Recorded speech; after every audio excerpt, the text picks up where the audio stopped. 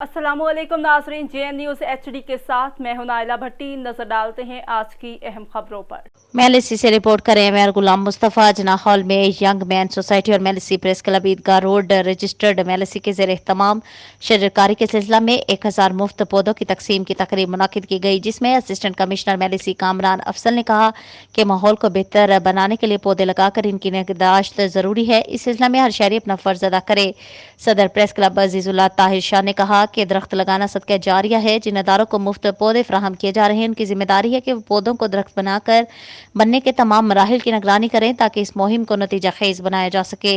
Young man society के सदर सादिक अली मिर्जा ने बताया कि गुज़िश्ता साल की तरह अब भी 1000 पौधे मुख्तलिफ 27 तालीमी सरकारी और निजी अदारों को फराहम किए जा रहे हैं। तकरीब से मेहर अब्दुल गफ्फार, मोहम्मद आसिम, जवेद सब्जवारी और दीगर ने भी खिताब किया। शेख मोनुरुद्दीन, हाजी मंजूर अहमद काशी, वसीम शब्बीर समेत दीगर मोअज़्ज़ज़ीन शरीक हुए।